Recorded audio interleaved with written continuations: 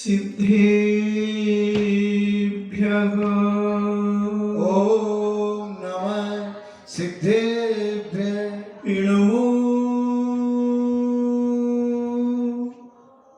अरिहन्ताणम्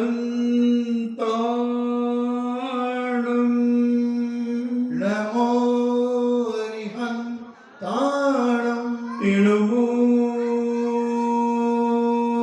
सिद्धाणम्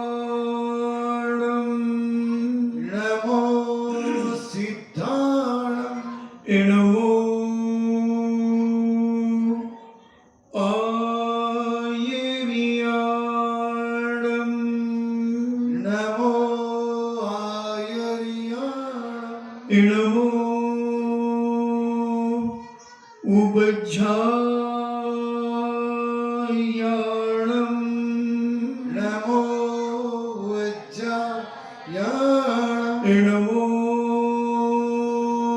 लोये सब्बेसाहूणम्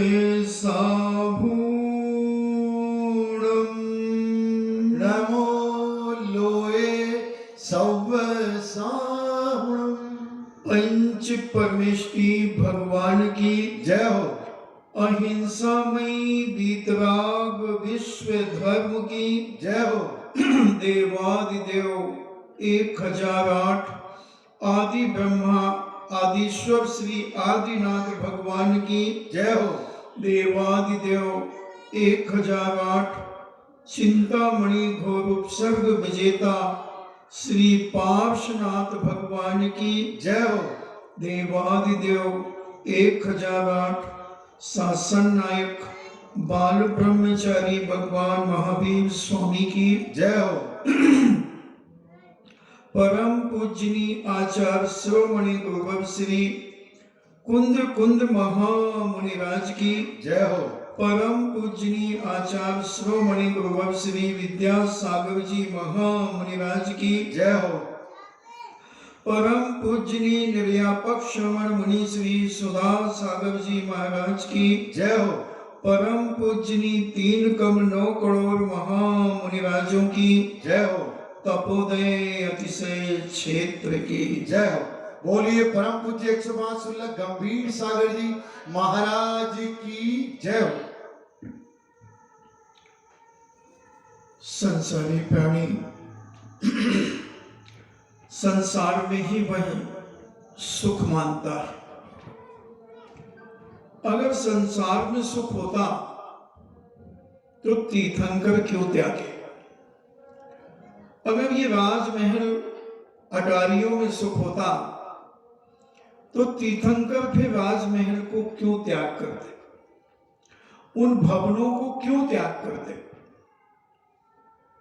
जितने भी तीर्थंकर हुए, महापुरुष हुए और जो मोक्ष गए, किसी को भी घर में केवल ज्ञान प्राप्त नहीं हुआ, भवनों में केवल ज्ञान प्राप्त नहीं हुआ, मकानों में केवल ज्ञान प्राप्त नहीं हुआ, छत में बैठ जाते, अपने मकान की छत में बैठ करके मुनि बन करके बैठ जाते।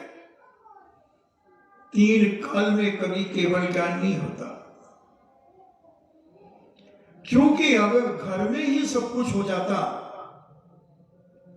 और घर की सारी वस्तुएं अगर सुख के कारण हैं, तो फिर सारे लोग क्यों त्याग करते हैं? भरत चक्रवर्ती ने क्यों राजपाट त्याग किया? क्या उसे कांटे चुभ रहे थे? क्या कारण था इतना वैभव चक्रवर्ती का, इतना वैभव? अगर दुनिया में कोई शक्तिशाली है तो तीर्थंकर के बाद चक्रवर्ती ही होता है, जिसे 32,000 मुकुट राजा प्रणाम करते हैं, चरण की धूल लगाते हैं। इतना वैभव संपन्न, जिसके 96,000 रानियों के महल, 96,000 महल अलग अलग होते हैं। 96,000 रानियों के महल अलग अलग होते हैं। इतना वैभव संपन्न, 84 लाख हाथी, 84 लाख घोड़े, 84 लाख रथ, 18,000 घोड़े, क्या वैभव है हम बहुत विस्तार से पहले बता चुके। ये सब अगर सुख के कारण हैं तो मुझे बताओ कि दुनिया में लोग घर क्यों छोड़ देते हैं? ये समझना तो पड़ेगा। इस जन्म में नहीं समझोगे तो अगले जन्म में समझना पड़ेगा। अगर तुम भव्य हो तो तुम्हें भी एक ना एक दिन ये सब छोड़ना ही पड़ेंगे। तुम्हें याद करना ही पड़ेगा। आप अकेला आवे प्राणी, आप अकेला जावे। कोई किसी के साथ ना जाता है और ना आता है। ये सब हमने रिश्ते यहां जोड़ लिए। आप अकेला आवे प्राणी, आप अकेला जावे। ना कछु लावे ना ले जावे, तो भी मन भरमावे। तो भी कितने विकल्प मन में उठ रहे हैं। अकेला जाएगा, अकेला आया है, ना कुछ लाया था ना कुछ ले जाएगा, फिर भी मन भरमावे। करनी का परिणाम जगत में आप अकेला पावे। आप अकेला बैरागी बन मोक्ष महापद पावे। सब कुछ अकेला अकेला है। एकला चालो, सब कुछ अकेले अकेले होता है। कौन व्यक्ति दो खाते हैं? एक खाता हो दो के पेट भर जाते हो, मुझे बताओ। ऐसा है कि दुनिया में कोई जादू कि श्रीमान जी खा लें तो श्रीमती का पेट भर जाए, श्रीमती खा लें तो श्रीमान का पेट भर जाए? तुम भले एक थाली में मोह के कारण, राग के कारण खा लो, मगर पेट तो अपना अपना ही भरेगा। भले तुम मोह के कारण अपने हाथ से उसको खिला दो, वो तुम्हें अपने हाथ से खिला दे। हाथ तो बदल सकते हैं मगर पेट नहीं बदल सकता। पेट तो उसी के में जाएगा जो पेट में खाएगा। इसलिए जैनाचार्य संत महंत भगवंत समझाते चले आ रहे हैं, मगर कितने समझते हैं? 6 महीने 8 समय में 608 जीव ही समझ पाते हैं। मगर तुम ये मत समझना कि महाराज जी हम लोग तो नहीं समझेंगे तो तुम कहना बंद कर दोगे। हम कभी कहना बंद नहीं करेंगे। क्योंकि एक बार पूज्य मुनि श्री सुधा सागर जी महाराज के पास भैरव सिंह शेखावत आए और महाराज ने कहा कि शेखावत, हमारे गुरु महाराज, हम इतना मांस निर्यात के ऊपर हम लोग बोलते हैं, इतना मांस निर्यात के ऊपर बोलते हैं, और तुम लोग हम लोगों की बिल्कुल नहीं सुनते हो। तो क्या हम बोलना बंद कर दें? शेखावत बहुत बड़ा राजनीतिक आदमी था, जोड़ तोड़ करने में बहुत बड़ा मास्टर था, मगर महाराज से बहुत ज्यादा प्रभावित था। कई बार महाराज से भी सलाह लेने, राजनीति की सलाह लेने आता था। तो महाराज ने कहा कि भाई हम अगर तुम्हें मांस निर्यात बंद नहीं करना है तो हम बोलना बंद कर देते हैं। तो शेखावत ने कहा, महाराज अगर तुम साधु हो तो तुम बोलना बंद मत करना, और मैं नेता हूं तो मैं कभी मांस निर्यात बंद नहीं करूंगा। मगर तुम बोलते रहना, खूब खरी खोटी कहना। जब भी हम तुम्हारे मंच पे आए तुम खूब सुनाना, मुझे खूब सुनाना। उसी प्रकार मैं तुम्हें सुना रहा हूं। आप अकेला आवे प्राणी, आप अकेला जावे। ना कछु लावे ना ले जावे, तो भी मन भरमावे। ना कुछ लाता है ना कुछ ले जाता है, अकेला आता है अकेला जाता है, फिर भी पता नहीं ये बीच में क्या इसे हो जाता है। बीच में ऐसा फंस जाता है, राग रंग में ऐसे फंस जाता है कि इसका कोई हो ये दुनिया इसकी हो, ये परिवार इसका हो, ये नाती पोते इसके हो, ऐसा माहौल बना लेता है, ऐसा माहौल बना लेता है और अंत में भरमाता रहता है, अंत में दुखी होता रहता है, सब कुछ सहन करता रहता है, कष्ट दुख। एक जंगल में आग लगी, एक जंगल में चारों तरफ से आग लगी। एक गाय दौड़ती दौड़ती एक तालाब के किनारे आ गई और वह सोचा कि चलो पानी पी लें, मगर वो कीचड़ में फंस गई और कीचड़ में फंसी हुई गाय को देखा एक सिंह ने, क्योंकि आग लग गई थी, वो भी अपने आप को बचाने के लिए दौड़ रहा था। उसने कहा चलो अपन भी तालाब में चलते हैं, गाय को खाने मिल जाएगी और पानी पी लूंगा। मगर सिंहराज जैसे उस तालाब में घुसा तो वो भी कीचड़ में फंस गया। कीचड़ का कदम निकलना मुश्किल, कीचड़ में से पांव निकलना बड़ा मुश्किल, बड़ा मुश्किल हो गया। और ज्यादा दूरी नहीं थी, ज्यादा दूरी नहीं थी।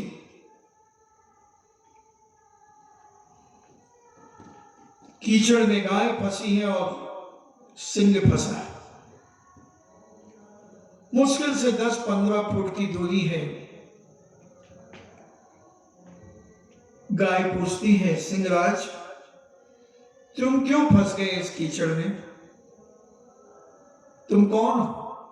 सिंहराज कहता, मैं इस जंगल का राजा हूं,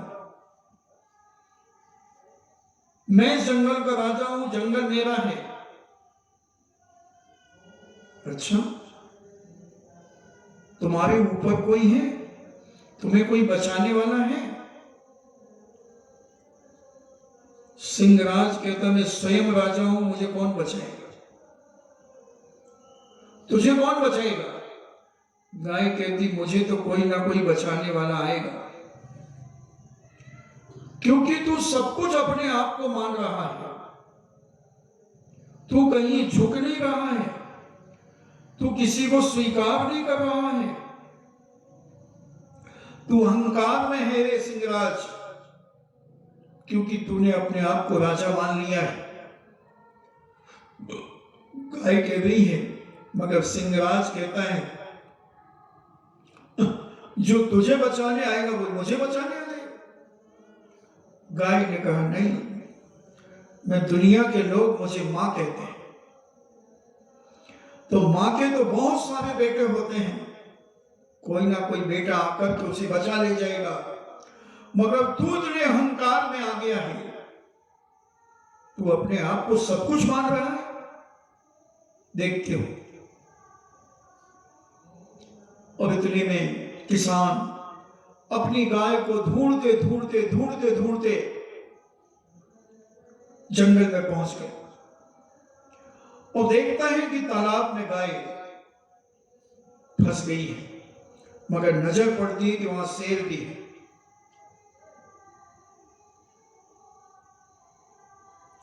शेर देखता है कि चलो शिकार आया, इसे अपन झपाटा मारते, मगर जैसे ही उठने का प्रयास और नीचे चला जाता है, और नीचे चला जाता है। और वह किसान गाय को जैसे तैसे उस गाय के पास पहुंचता है और उसके गले में एक रस्सी बांधता है और धीरे धीरे उस गाय को निकाल लेता है। और गाय कहती है, देख सिंहराज, मैं जा रही हूं, क्योंकि मैं अहंकार में नहीं थी, मैं विनयशीलता में थी, मैं विनय से उत्पन्न थी, तो मेरा बेटा आकर के मुझे ले जा रहा है। तुझे कौन ले जाएगा? तुझे कौन बचाएगा? तू मर, क्योंकि तूने अपने आप को संसार जंगल को ही अपना सब कुछ मान लिया है। तूने जंगल का राजा मान लिया अपने आप को कि मेरे से ज्यादा शक्तिशाली इस दुनिया में कोई नहीं है। मैं इस जंगल का राजा हूं, सारे जानवर मेरे भोजन है। तो देख अब तू मर रहा है और तुझे कोई भी बचाने नहीं आ रहा है।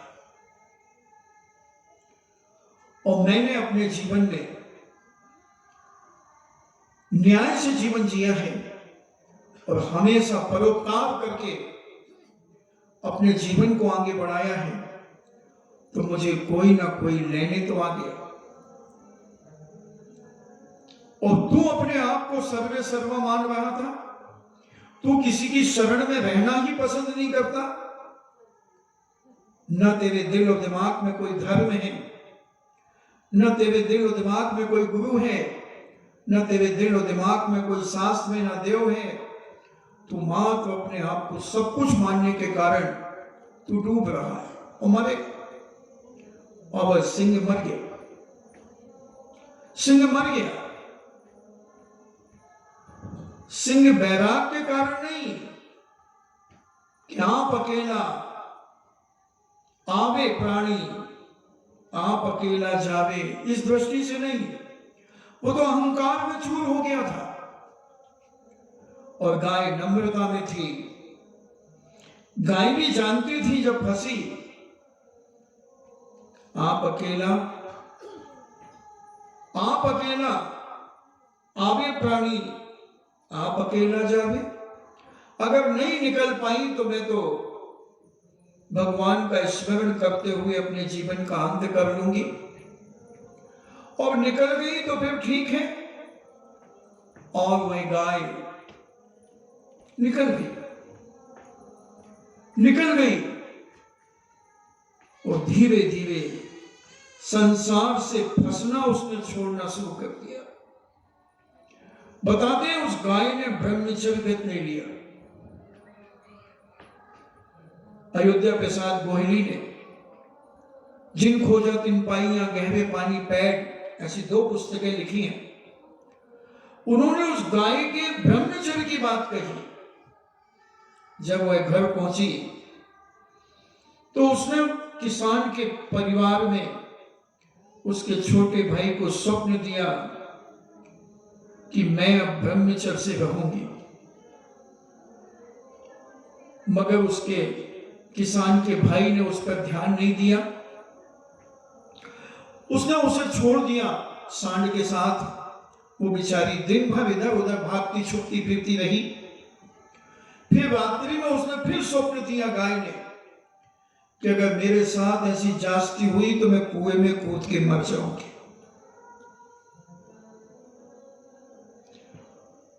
उसने अपने परिवार को कहा, किसान के भाई ने अपनी भतीजों को भी कहा कि गाय ने ऐसा स्वप्न दिया, ऐसा भी कभी होता है क्या? ये भी कोई धर्म कर्म जानती है क्या? ये भी कोई धर्म कर्म जानती है क्या? वो क्या जाने, बेचारे अज्ञानी जीव थे। अगर किसी जैन समाज से मिलते तो जैन समाज बताती कि हाँ, गाय भी व्रती बन सकती, गाय भी संयम धारण कर सकती, पंचम मूल स्थान को प्राप्त कर सकती है,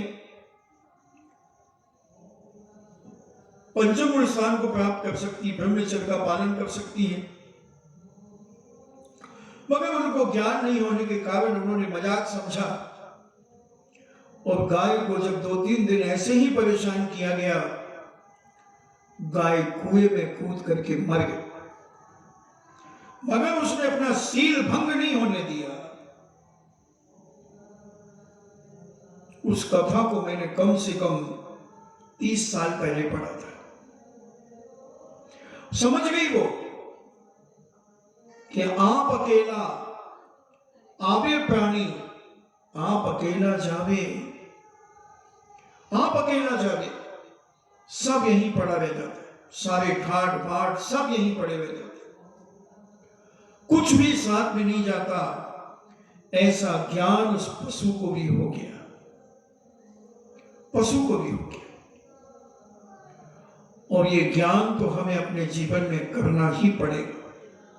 कभी ना कभी ये ज्ञान हमारी अंतरात्मा में स्फुटित होगा। अगर तुम भव्य हो, भव्य हो तो, और अभव्य हो तो कभी नहीं होगा।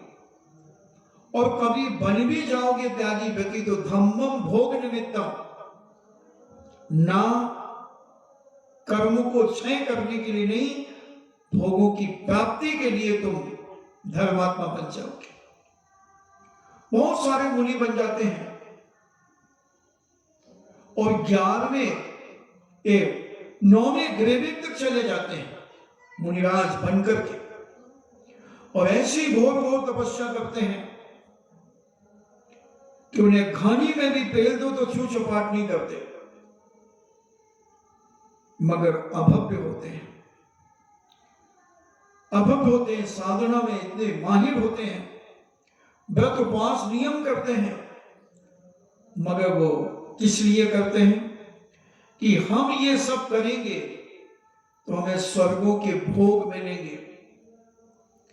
धम्मम भोग निमित्तम, वो धर्म इसलिए करते हैं कि हमें ये स्वर्गों के सुख प्राप्त होंगे।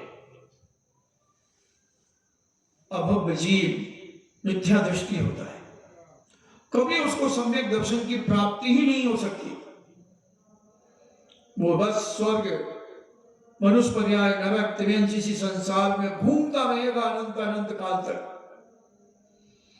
जो भव्य है वही मोक्ष जाएंगे, जो भव्य है वही प्रति बनेंगे।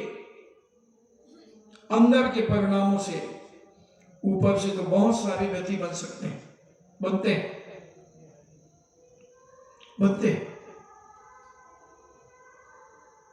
तो हम समझें अपने जीवन में कहीं हम अभव्य तो नहीं, कहीं हम अभव्य तो नहीं है। किस कारण से हमारे परिणाम नहीं हो पा रहे? क्या हम इस संसार के वैभव को ही सब कुछ मान रहे हैं? अगर ये संसार का वैभव ही सब कुछ होता तो फिर कौन आदमी है जो लेकर के जाता है? सब कुछ अगर यही है तो फिर वो लेकर के क्यों नहीं जाता, यहीं क्यों छोड़ जाता है? अरे एक सुई की नोक भी नहीं ले जाता, मरने के बाद तेरे कपड़े भी उतार लेंगे, एक कपड़े का धागा भी तेरे साथ नहीं जाता, यहीं जला करके राख कर देंगे, इसी मिट्टी में मिला देंगे। फिर भी हम इतने मोही, इतने रागी कि संसार को ही हमने सुख मान करके, अपना निजगढ़ मान करके इस संसार में हम बस गए। और ये संसार में जो मकान है तुम्हारा, ये भी किराए का है। तुम भले कह रहे हो कि ये हमारा है, मगर इसके पहले किसका था? किसका था? हमारे दादाजी का। तो दादाजी के पहले किसका था? हमारे परदादा का। तो परदादा के पहले किसका था? सरदादा का। फिर उसके पहले किसका था? करदादा का। तो ये दादा दादा आखिर सब मरते गए, बेचारे कुछ नहीं ले गए।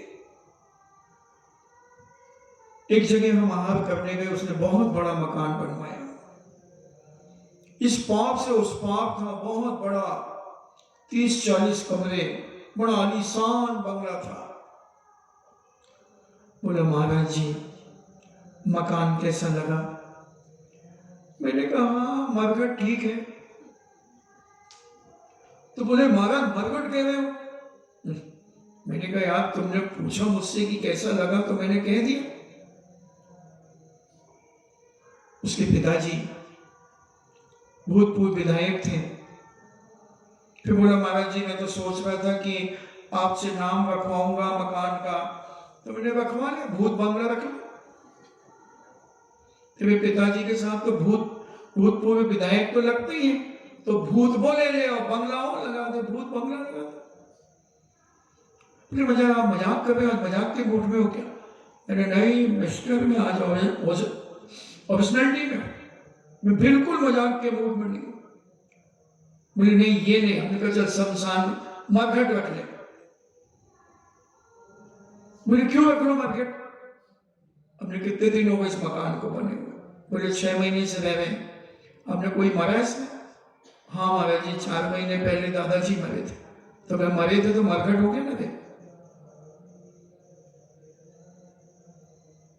बोले नहीं नहीं ये कोई तरीका, हमने प्रसूत का ग्रह रख लिया। बोले क्यों रख लो प्रसूत का ग्रह? हमने कोई का जन्म नहीं हुआ इसमें? हाँ महाराज जी अभी 1 महीने पहले बहू के बेटा हुआ तो मैंने प्रसूत का ग्रह हो गया ना। मैं कौन सा गलत नाम रख रहा हूं बता दो। और बिल्कुल ओरिजिनल नाम है, परफेक्ट नाम है मरघट, प्रसूत का ग्रह। फिर बोला नहीं महाराज जी आप, हमने काम कर अंतिम नाम दे रहा हूं बेटा, एक नाम के अलावा मैं कभी दूसरा नाम नहीं देता किसी को। मुसाफिर खाना रख ले, ये सबसे बढ़िया मुसाफिर खाना नाम है। बोले क्यों? हमने कहा मुसाफिर खाना किसे कहते हैं? जहां लोग आते हैं और जाते हैं। देख तेरे दादाजी गए, बोले हाँ। हमने तेरे बहू के यहाँ बेटा हुआ, अब ये आ गया, वो चली गई, वो चला गया, तो मुसाफिर खाना तो हुआ। सुनता रहा। जब कमरे में आया वो रोने लगा। मैंने कहा क्यों रोए? बुरा लगा? बोले नहीं महाराज आप धर्म समझ में आ गया, आज धर्म समझ में आ गया। अभी अहंकार की सीढ़ी से नीचे उतर गया हूं मैं। मुझे अहंकार था कि इस पूरी कॉलोनी के अंदर सबसे बड़ा और सबसे बढ़िया मेरा मकान, मेरा बंगला है। मगर आपने जो जो नाम मुझे बताए वो मेरे बंगले के लिए सार्थक हो रहे हैं। भूत बंगला आपने सबसे पहले कहा। मैं अभी विधायक नहीं हूं, मैं भूत में था, तो आपने कहा कि भूत बंगला रख लो। आपने मरघट कहा, आपने प्रसूत का गृह कहा, और आपने अंत में मुसाफिर खाना कहा। मुझे सब समझ में आ गया, सब समझ में आ गया। मैं किस मोह में, किस राग में फूल करके कुप्पा हो रहा था। आज राज खुल गया मेरे अंदर का। मैंने कहा उस्ताद जब तक राज नहीं खुल पाए तुम अपनी आवाज सजा लो, और जब तक श्वास नहीं रुक पाए तुम अपना इतिहास बना लो।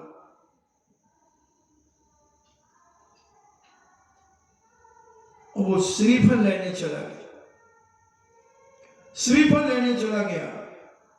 बस इतनी कह गया महाराज जी अभी आ रहा हूं। और श्रीफल लेकर के आया। बोले बस अब मैं व्रती बनना चाहता हूं। मैंने कहा ये इतना बड़ा मकान ये किसके लिए? बोले महाराज अभी घर में तो रहूंगा, इसमें तो रहूंगा, मगर अब ये मद नहीं करूंगा कि मेरा ये महल है। मेरे नाम से रजिस्ट्री है और आज ही इस रजिस्ट्री को चेंज करता हूं। अब मैं अपना परिग्रह सीमित रखूंगा, क्योंकि हिंसा भी नहीं करूंगा। तो अहिंसानुव्रत मैंने पहले रत्न करंडक स्वावकाचार कौन रखा है महाराज, तो मैं अणुव्रतों के बारे में बहुत अच्छे से जानता हूं कि ये 12 व्रतों का पालन कैसे किया जाता है। मगर पता नहीं मुझे ऐसा मोह और अहंकार ऐसा था मेरे मन में कि ऐसा राम के अलावा जिंदगी क्या है। ये तो आचार्य लिखते रहते हैं, साधु संत लिखते रहते हैं, मगर जो मैंने पढ़ा था वो आज मुझे सारा का सारा स्मरण में आ गया, स्मरण में आ गया है। और मैं अब व्रती बनकर के एक कमरे में रहूंगा, वो एक कमरा मेरा होगा और बाकी पूरा का पूरा परिवार के लोग जाने और वो जाने, उनका काम जाने। एक गाड़ी अपने पास रखूंगा, एक गाड़ी अपने पास रखूंगा। और अभी तो मैं लेके जा रहा हूं, पत्नी तो आ नहीं पाई, पत्नी से बात करूंगा, उनको भी कहूंगा कि अगर तुम्हारी इच्छा हो तो तुम भी व्रती बन जाओ। तो एक कमरा, वो एक कमरा, 2 कमरे में हम रहेंगे, एक में भोजन बनाएंगे और एक में हम लोग शयन करेंगे।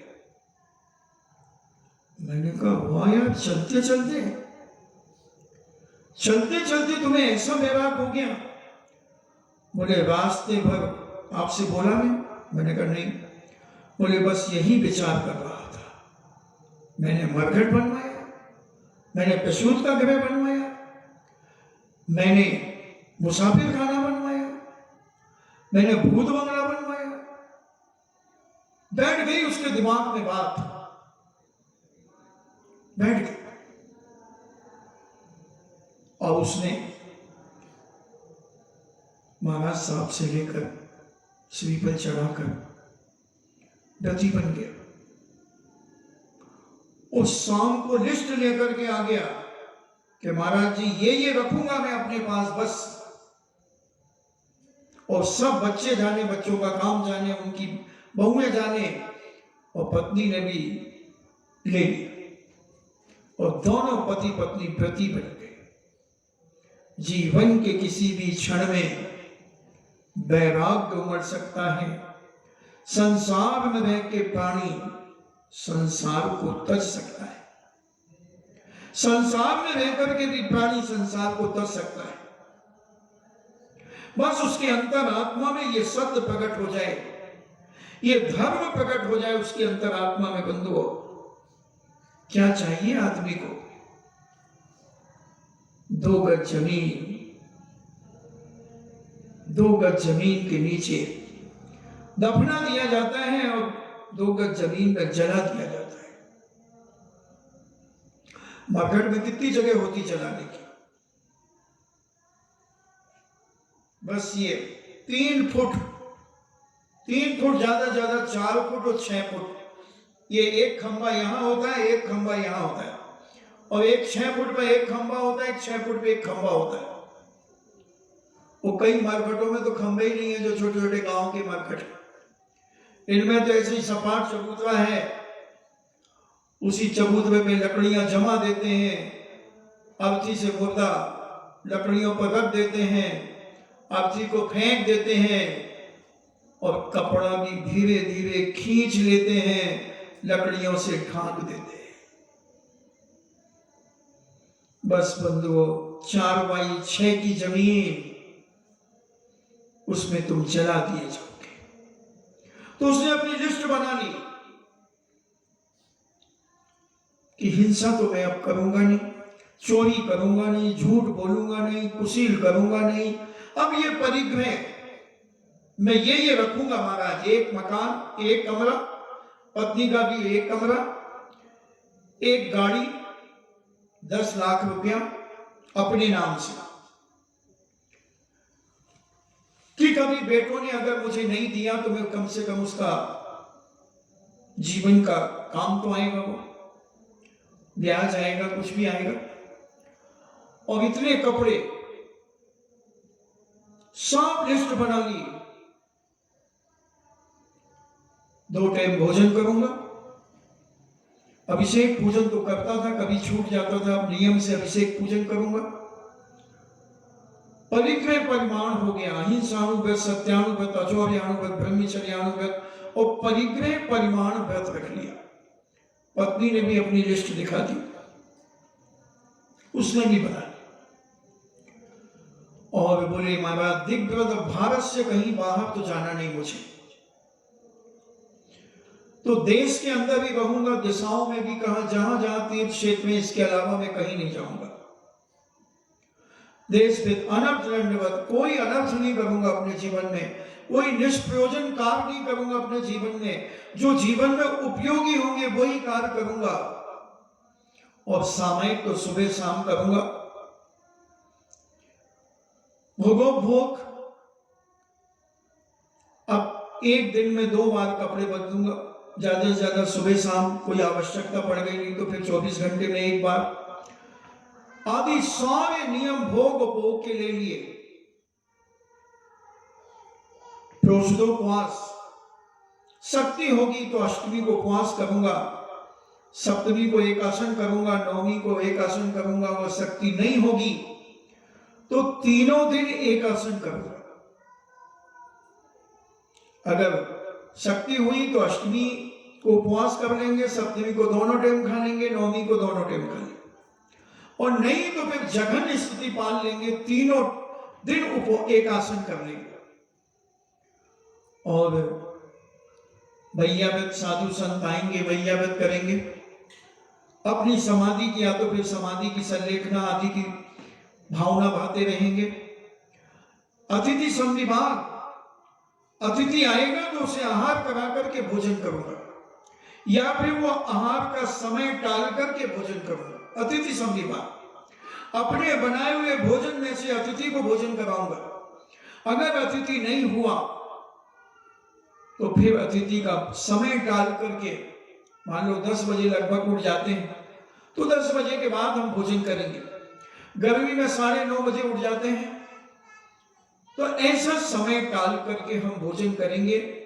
सामायिक प्रोषदोपवास, भोग, किसी आचार्य ने अनावरण लिया, किसी ने संलेखना ली, किसी ने समाधि वैयावृत्ति ली। तो ऐसे अलग अलग शिक्षा भेद में थोड़ा सा फेरबदल है। वो समझ गया क्योंकि पहले स्वाध्याय किया हुआ था। मैंने कहा यार तुम तो सब जानते हो, तुम्हें बताने की कोई जरूरत नहीं है। बोले महाराज जी पहले केवल किताबी ज्ञान था, अब प्रैक्टिकल करूंगा। थ्योरी तो बहुत सारे लोग जानते हैं, मगर थ्योरी में पास हो जाना कोई पास नहीं माना जाता, प्रैक्टिकल में पास होना ही पूर्णतः पास माना जाता। तो कब किसको क्या हो जाए नहीं कहा जा सकता बंधुओं। तो शेखावत ने जब महाराज को ये बात कही कि महाराज तुम बोलना बंद मत करना, अगर तुम बोलना बंद कर दिया तो तुम साधु नहीं, और हमने मांस निर्यात बंद कर दिया तो हम नेता खूब बोलना, अब जी भर के बोलना, खूब खरी खोटी सुनाना हमको, और हम वादे करेंगे आपसे, वादे करेंगे हम, मगर मांस निर्यात हम बंद नहीं कर पाए। ये कमरे के अंदर की बात थी। तो बंधुओं, हम भी खूब खरी खोटी सुनाएंगे तुम्हें, जी भर के सुनाएंगे। तुम कभी ना कभी तो पिघलोगे, कभी ना कभी तो तुम्हें लगेगा कि वाकई में हमें करना तो चाहिए। क्या हम जिंदगी भर के गुलाम बनकर के आए? क्या इंद्रियों के गुलाम बनकर के हम अपने जीवन का अंत करेंगे? ये परिवार की सेवा करते करते हम जीवन का अंत करेंगे? कुछ हम अपने आत्म कल्याण की चर्चा करेंगे कि नहीं करेंगे?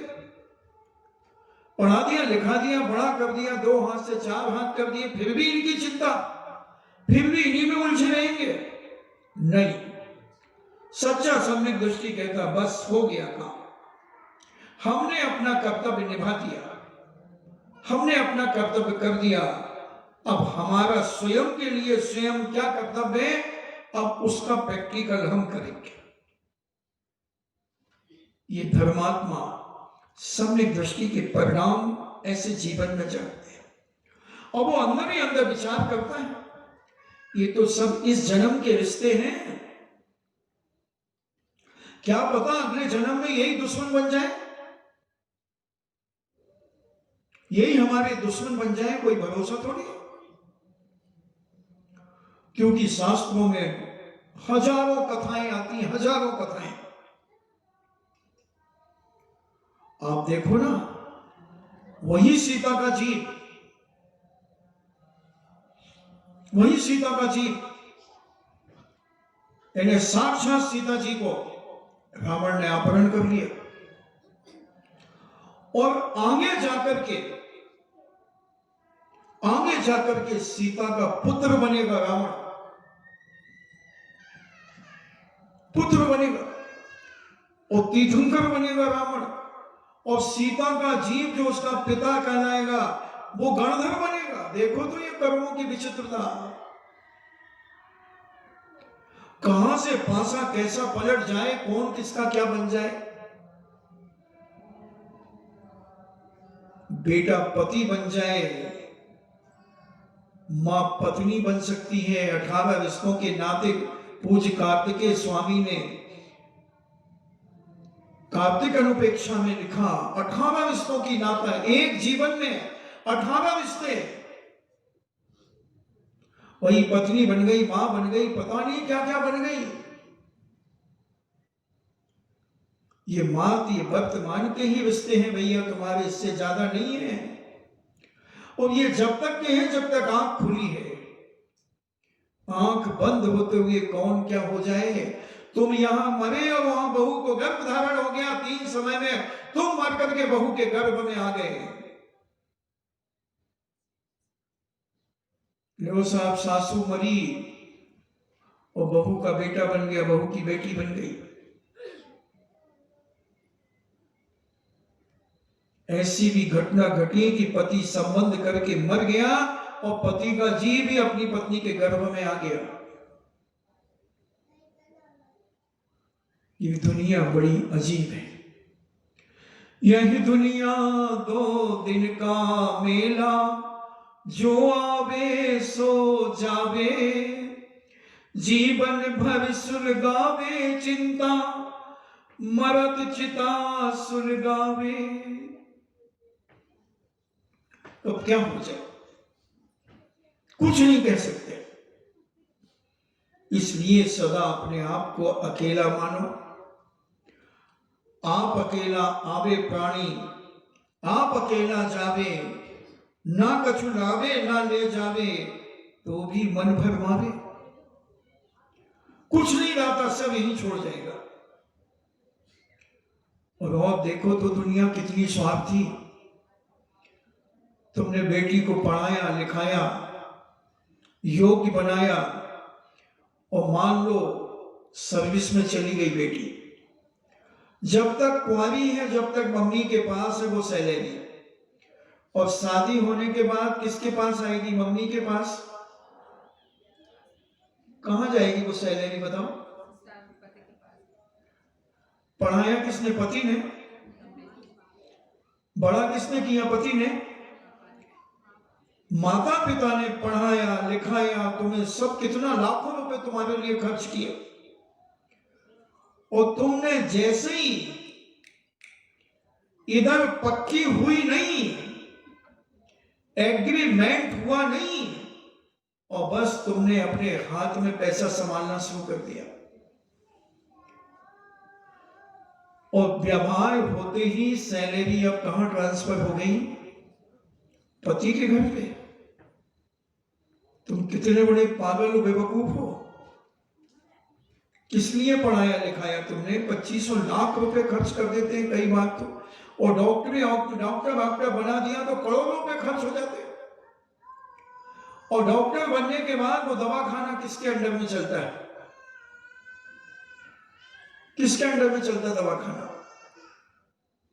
पति के अंडर में चलेगा या माता पिता के अंडर में चलेगा?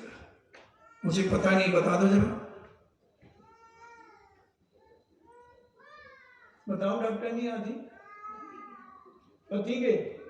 देखो, और पिताजी ने कितना खर्च किया, पिता को क्या मिला? देख रहे हो, दुनिया का स्वार्थ दिखा रहा हूं मैं, दुनिया का नंगा नाच तुम्हारे सामने आज परोस रहा हूं। तुम किसे अपना मान रहे हैं? कौन है तुम्हारा? तुम्हारा खून ही बदल गया, जिसको तुमने 9 महीने गर्भ में रखा है। तुम्हारे लिए कभी उसने मम्मी जी नहीं कहा, कभी मम्मी जी नहीं कहा। मम्मी, ये मम्मी, अरे मम्मी सुनती नहीं हो। और एक नए परिवार में गई, मम्मी जी शाम को क्या बनाना है? मम्मी जी शाम को क्या बनाना है? कोई भी बेटा मैं बना, मम्मी जी बताओ ना, मैं बनाने तो मैं जानती हूँ, मेरी मम्मी ने सब सिखाया है मुझे, आप बताओ मम्मी जी। अब देखना, मेरी मम्मी ने सब मुझे सिखाया है, आप बताओ ना मम्मी जी। जी, और जिसने तुझे जन्म दिया वो मम्मी, और जिसके घर तू गई है वो मम्मी जी। कितनी मतलबी है ये दुनिया, कितनी स्वार्थी है ये दुनिया, कितनी स्वार्थी है। समझना चाहिए, जानना चाहिए अपने जीवन में। अगर नहीं समझोगे, नहीं समझोगे तो जीवन भर दुखी रहोगे। चार लोगों को सुना सुना करके अपनी आंखें फोड़ लोगे, रो रो करके। देखो तो भाई, सब कुछ इतना पढ़ाया लिखा, 1 साल की भी सैलरी नहीं छोड़ गई, सब ले गई अपने साथ। मैंने सोचा था कि बुढ़ापे में काम आए, कुछ नहीं दे गई, सब दे, सब ले गई। फिर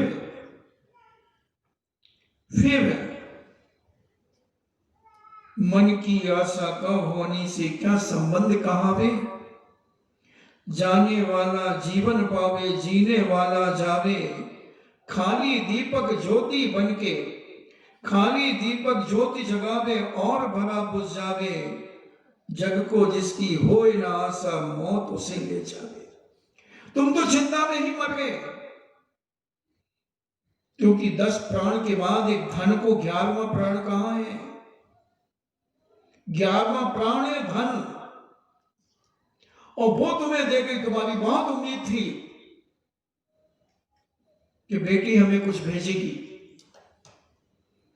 और जब तुमने कहा बेटी, अबे यार मम्मी तुम्हें अपनी पड़ी, हमारा यही खर्च ही सेट नहीं हो पा रहा, अभी आपको समझ में नहीं आता, नया बंगला बनाया है अभी, और उसमें सब फर्नीचर बनवाना है, अभी आप बिल्कुल सोचो ही मत, 2-4 साल तो अभी हम कुछ भी नहीं कर सकेंगे तुम्हारा।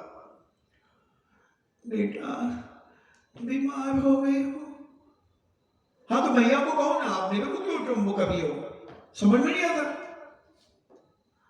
बेटा वो तो फूटी आंख नहीं देखता, तेरे से उम्मीद थी। हाँ तो ठीक है, अभी तो मैं नहीं कर पाऊंगी, प्लीज आप क्षमा करें मम्मी। अभी हमने नया बंगला बनवाया मम्मी, हमें बहुत जरूरत है पैसे की, और आपके पास अगर और हो तो थोड़ा सा भेज दो। लो, एक और थप्पड़ दे दिया उसने दूसरे गाल में।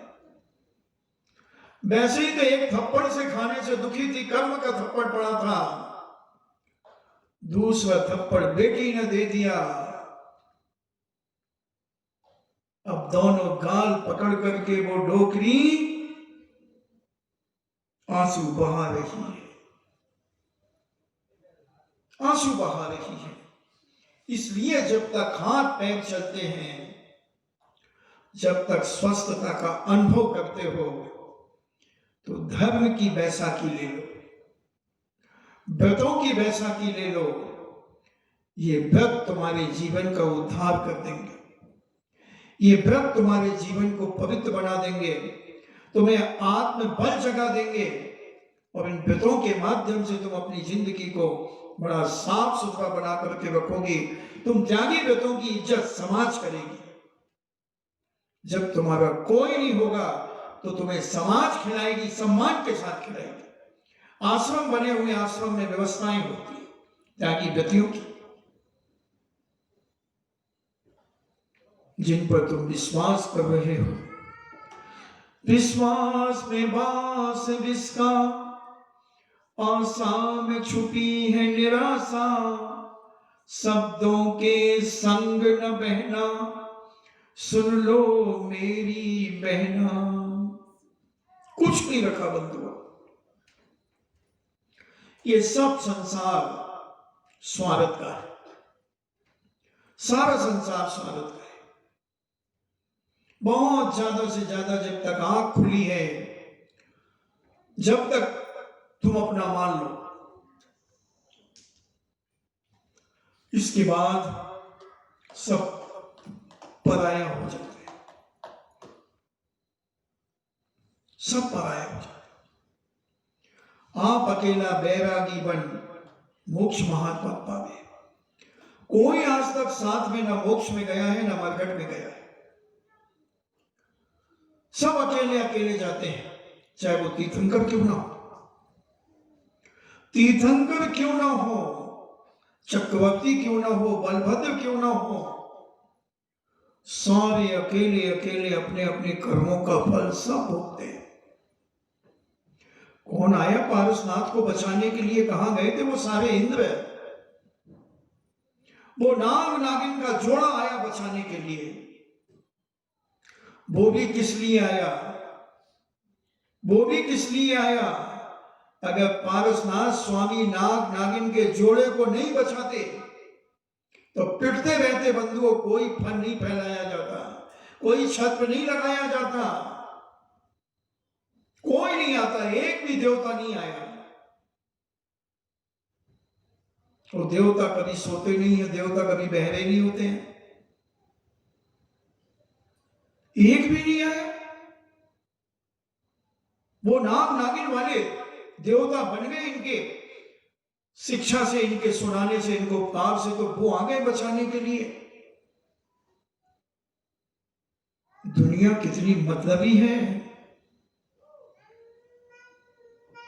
कितनी स्वार्थी है दुनिया। खुशियों में है साथ सभी का, संकट कौन उठावे, विपदाओं में संगी साथी ढूंढत नाहि दिखावे, अपने भी तब होए पराए जब आफत सर छावे, मतलब का है प्रेम सभी का, किसका कौन कहावे, किसका कौन कहावे। खुशियों में है साथ सभी का, संकट कौन उठावे, संकट के समय कौन काम आता है। खुशियों में, पुण्य के उदय में हर व्यक्ति तुम्हारे साथ खड़ा रहता है, तुम्हारे आनंद में आनंद मनाने के लिए तो आ जाता है, मगर तुम्हारे दुखों में क्या दो आंसू बहाने के लिए आता है? सोचना समझना, खुशियों में है साथ सभी का, संकट कौन उठावे, विपदाओं में संगी साथी ढूंढत नाहि दिखावे। जब विपदा आ जाती है, जब परेशानियां आ जाती हैं, कितने लोग किनारा काट जाते हैं, सगे संबंधी भी बहाना बना देते हैं। कितनी परेशानियां, तुम तो ग्रस्त में रहते हो, तुम्हें सब पता है। अपने भी तब होए पराए जब आफत सर पर छावे, सगे बेटे के मरने पर मां ने उसकी अर्थी के चलाने के पैसे दिए। सत्य घटना बता रहा हूं। मां अपने छोटे बेटे के पास रहती थी, मझले बेटे के पास। बड़ा बेटा मर गया, छोटे भाई ने सारा खर्च किया। उस समय 431 रुपए 32 पैसे का खर्च।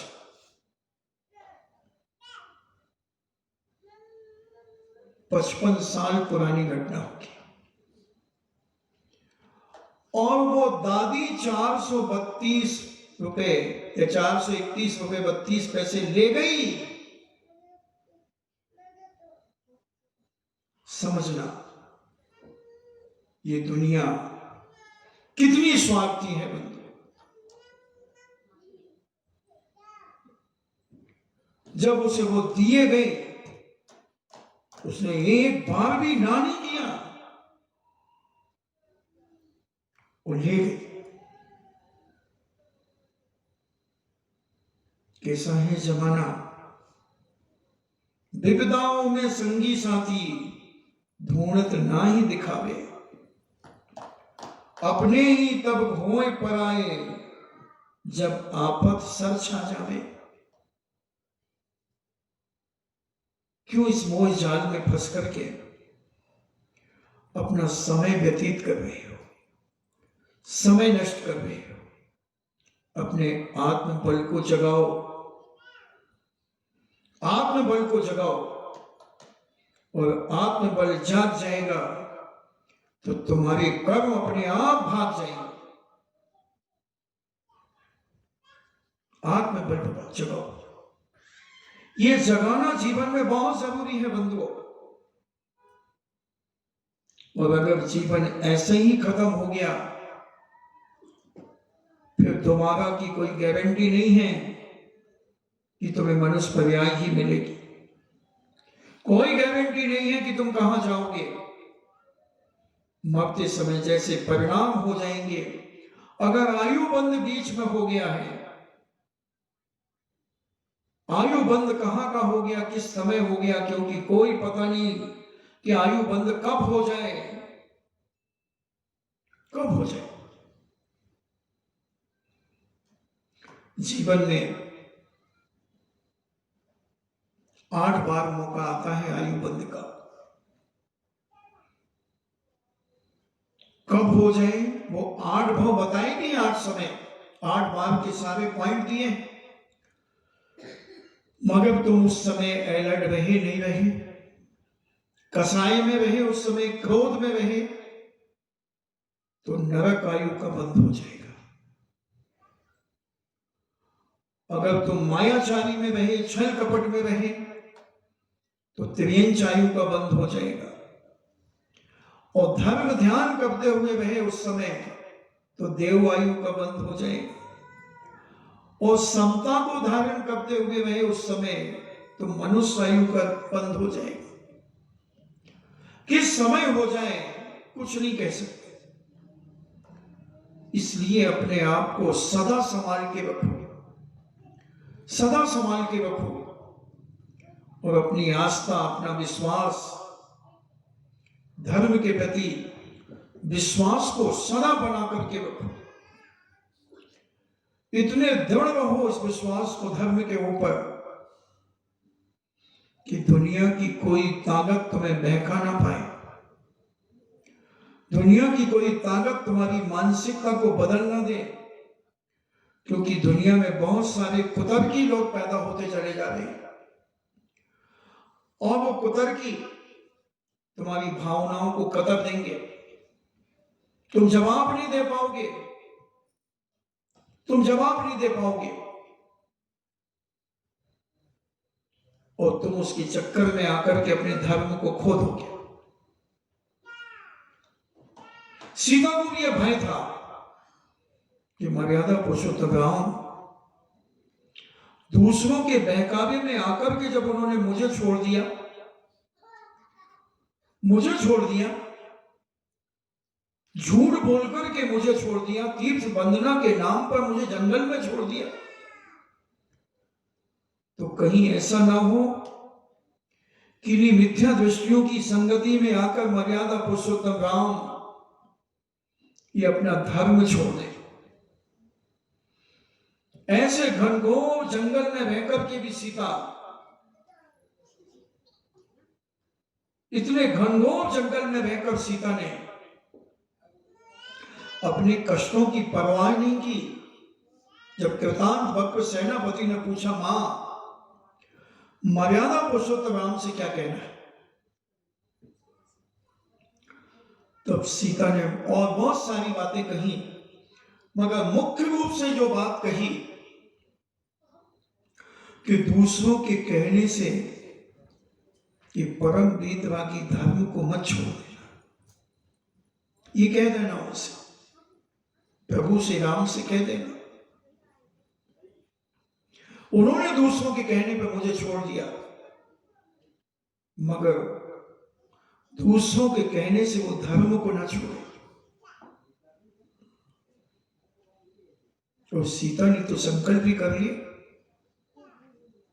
कि अब तो घर जाना ही नहीं है। देख लिया अपने हुए पराए,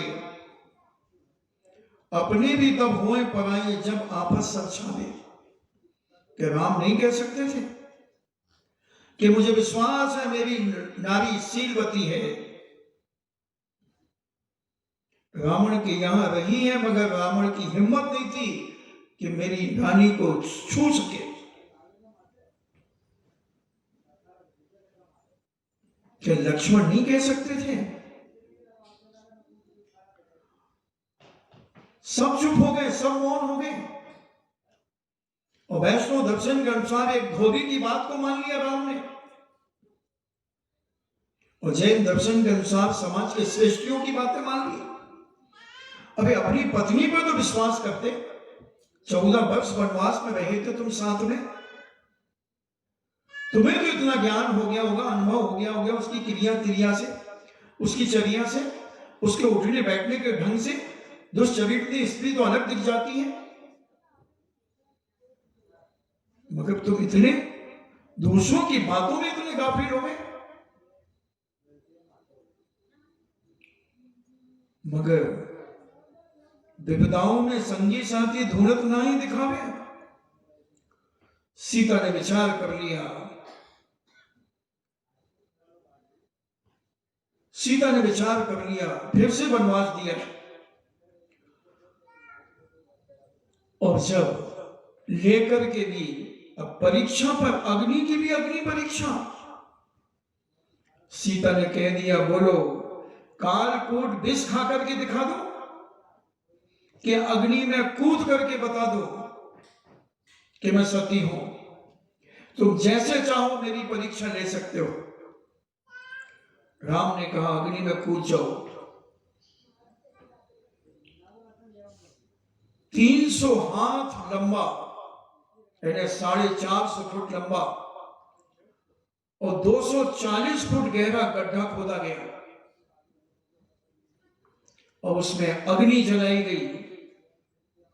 लपटें आकाश को छू रही थी। सौदर बिंद और बहुत सारे देव, भगवान को केवल ज्ञान हुआ था, उनके समूह स्मरण के लिए जा रहे थे। सौदर इंद्र से पूछा एक देव ने, भगवान इंद्रदेव ये अग्नि कैसे जल रही है? इंद्र ने कहा तुम इस ज्ञान को समझो, मैं भगवान के कल्याणक मनाना चाहना है क्योंकि नियोग है। तुम इसकी जानकारी लो, समझ करके सत्य का परिचय दो। उसने अगली ज्ञान से जाना कि वो सती सीता की, और सीता निर्दोष है। और देखो क्षुल्लक ने भी कहा, एक सिद्धार्थ नाम के क्षुल्लक ने रामचंद्र जी को कहा कि मैं एक व्यक्ति क्षुल्लक, मैं कह रहा हूं कि सीता निर्दोष है, इनके चरित्र में कहीं भी दोष नहीं है। आप ये इनके ऊपर लांछन मत लगाओ। फिर भी राम नहीं माने, फिर भी राम नहीं माने। सीता ने संकल्प कर लिया कि अगर मैं इस अग्नि से बच गई तो अब घर लौट करके नहीं जाऊंगी। आरिका के व्रतों को धारण करके अपने जीवन का अंत करूंगी। और इन्हें 240 फुट गहरा और 450 फुट लंबा गड्ढा, लकड़ी जल गई, देव ने सब समझ लिया। और सीता जैसे ही कोई मचान से कूदी, अब उसने सारे पानी को जलमग्न कर दिया, सारी आग को जलमग्न कर दिया। सीता ने कूदते समय इतनी कहा था कि अग्नि मैं तेरी साक्षी में और पंच परमेश्वरी की साक्षी में प्रण करती हूं कि अगर मैंने स्वप्न में भी अपने पति के अलावा पर पुरुषों का स्मरण किया हो तो हे अग्नि तो मुझे भस्म कर देना। और कूद गई। उसमें पहुंचते ही कमल खिल गया और सारा पानी जल रूप परिवर्तित हो गया। बाढ़ आ गई, उस कुंड में से पानी निकलने लगा। सारे लोग जो वहां देखने वाले थे वो डूबने लगे, त्राई माँ करने लगे, त्राई माँ करने लगे। और सब कहने लगे सीता सती के चरित्र का प्रभाव, सीता सती के चरित्र का प्रभाव, और बचाओ बचाओ चिल्लाने लगे। जब फिर वह देवता राम के चरणों में नतमस्तक होता है तो पानी शांत होता है। रामचंद्र जी कहते हैं सीते, एक जगह रामलीला चल रही थी और रामलीला की जो सीता बनी थी वो अस्वस्थ हो गई। अब सीता का रोल कौन करे, तत्काल कौन मिले? तो एक दर्जी की बेटी थी, उसको सीता बना दिया। और जब वो रोल पर आई तो रावण कहता ये सीते, वो कहती नहीं सीते।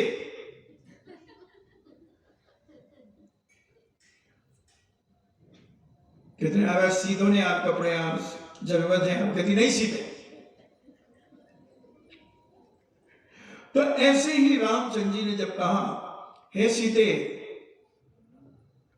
चलो अयोध्या, सीता कहती नहीं सीते।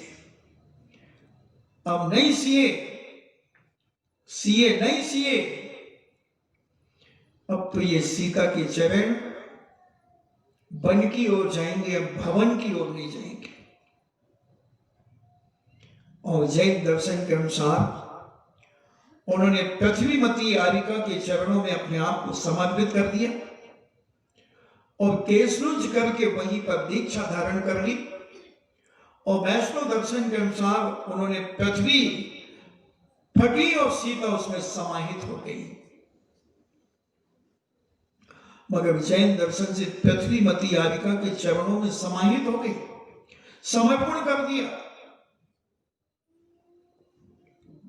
और अंत में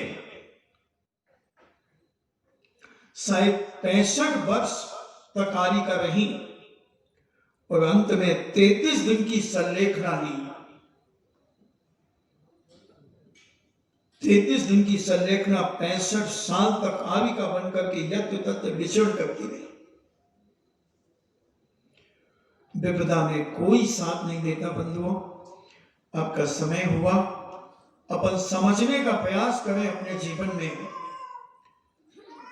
कि एक ना एक दिन तो तुम्हें ये संसार छोड़ना है। और जब छोड़ना है तो फिर देर क्यों, देर क्यों? एक गिलास में दूध है और वो पीने लगा, किसी ने रुक जाओ, इसमें छिपकली की पूंछ गिर गई थी, फिर भी तुम पी लोगे? फिर भी पी लोगे? तुम गिलास फेंक दोगे। तुम्हें मालूम है ये संसार घाटे का सौदा है। ये चारों तरफ स्वार्थी ही स्वार्थी दिख रहे हैं, फिर भी हम इन स्वार्थियों के जाल में फंस रहे हैं। ये माता पिता भी बहुत बड़े सीनियर है, जैसे कॉलेज का सीनियर होता है, रैगिंग लेता है, रैगिंग। तो ये माता पिता कहते हैं कि बेटा जब हमारे माता पिता ने हमारी रैगिंग ली है तो वो औलाद नहीं जो माता पिता के कदमों पे ना चले, तो हम भी तुम्हारी रैगिंग लेकर के तुम्हें भी इसी कीचड़ में पटकेंगे, इसी कीचड़ में पटकेंगे। अब कोई दमदार होता है जो कीचड़ में पटकने वाले को ही पटक देता है। मैंने बताया था एक बार कि मैं जिनालय जा रहा था, जिनेन भगवान के दर्शन करने, होली का दिन था, और एक लड़के ने कोयला घिस करके और ऐसा हाथ काला करके वो मेरी पीठ पर मारने के लिए आ रहा था, क्योंकि वो पूरा छुपा था।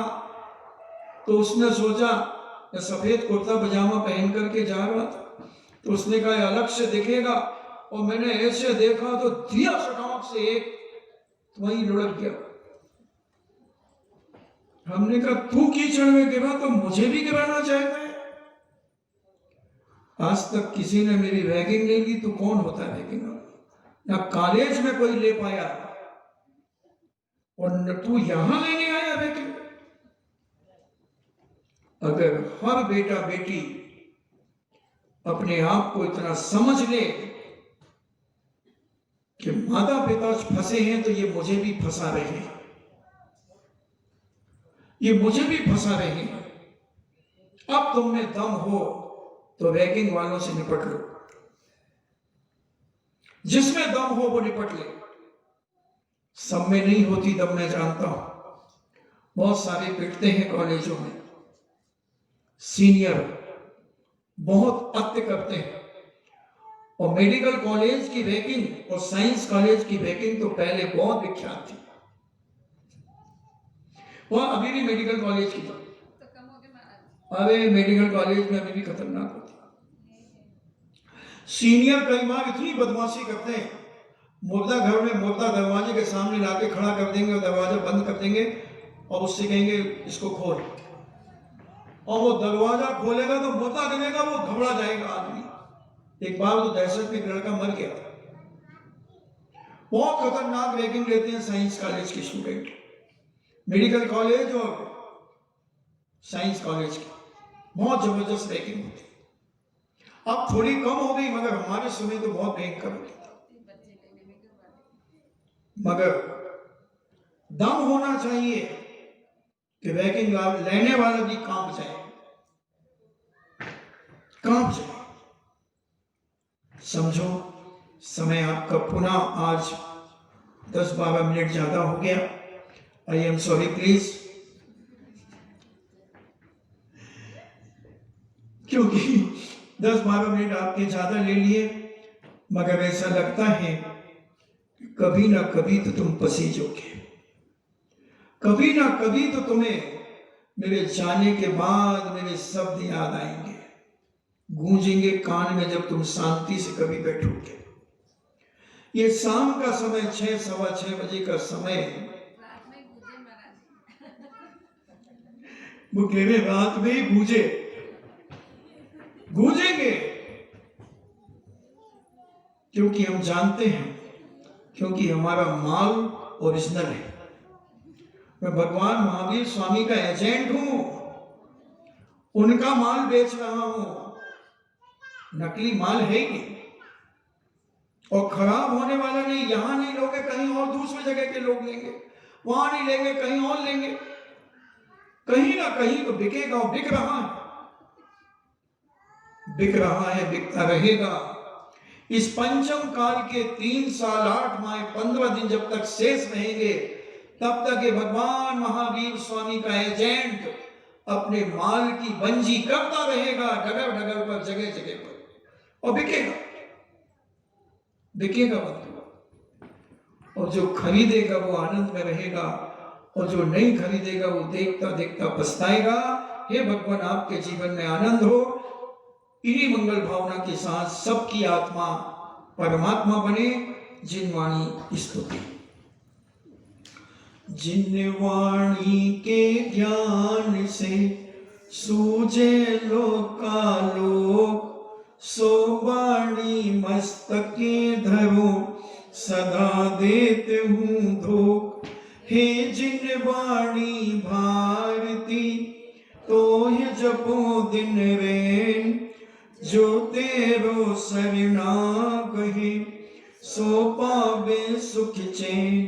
तेरे भजो अरिहंत को आनर ग्रंथ, दया धर्म पालो सदा, यही मोक्ष का पंथ।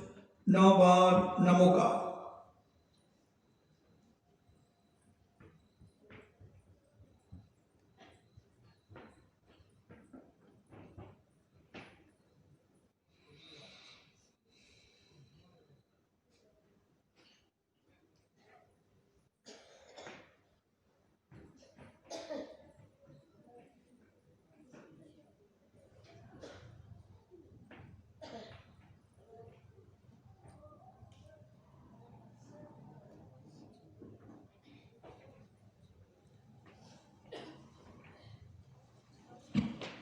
परम पूजनी द्वादशां जिनवाणी माता की। सुत देवता, सुत देवता, सुत देवता। जैनम जेतु शासनम, जैनम जेतु शासनम। जैनम जैतु शासनम